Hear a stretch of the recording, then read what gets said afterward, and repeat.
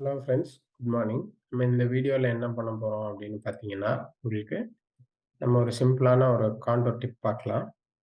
நம்ம இந்த கான்டோர் பிடிக்கிறோம். ஓகே, ஒரு டிஃபால்ட்டாக ஒரு 10 mm மில் எடுத்துக்கலாம்.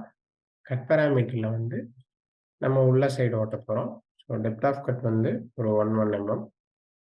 அதுக்கப்புறம் டோட்டல் டெப்த் பார்த்தீங்கன்னா, நம்ம அப்சல்யூட்டில் ஒரு -5 mm டெப்த்துக்கு நம்ம போகிறோம் அப்படின்றத கொடுக்குறோம். ஸோ ரைட் சைடு ஓடுது.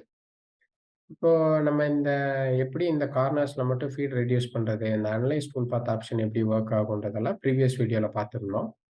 நம்ம என்ன பண்ணிக்கலாம், எஸ்கேப் குடுத்துட்டு இந்த பாராமீட்டர்ல போயிட்டு, கட் பாராமீட்டர், டூல் பாராமீட்டர்ல ஃபீட் வந்து ஒரு 1000 mm/min குடுத்துக்கலாம்.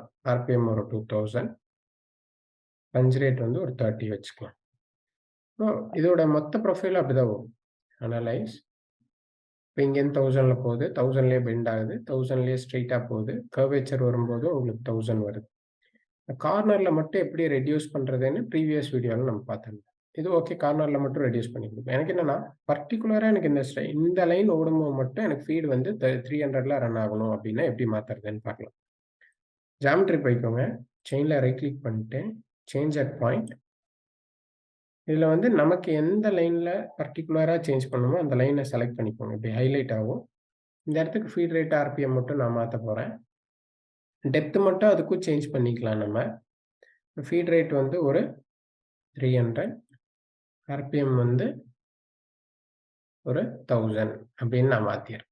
ஸோ ஓகே குடுத்தோன்னே எஸ்கேப் குடுத்துக்கோங்க. ஓகே குடுத்துக்கோங்க. ரீஜெனரேட் பண்ணுங்க. இப்ப நம்ம அனலைஸ் டூல் பாத்ல போனீங்கன்னா, உங்களுக்கு இங்க எல்லாமே 1000 வரும். இந்த கார்னர்லாம் ஃபீட் ரெடியூஸ் பண்ணல. இங்க வரும்போது மட்டும் 300 எடுத்துக்குது ஃபீட் ரேட். சரிங்களா? ஸோ இந்த மாதிரி நீங்க என்ன பண்ணிக்கலாம்னா, ஒரு பர்ட்டிகுலர் ஏரியாவுக்கு மட்டும் நீங்க ஃபீட் ரேட்ட என்ன பண்ணிக்கலாம், ஆல்டர் வந்து பண்ணிக்க முடியும். சரிங்களா?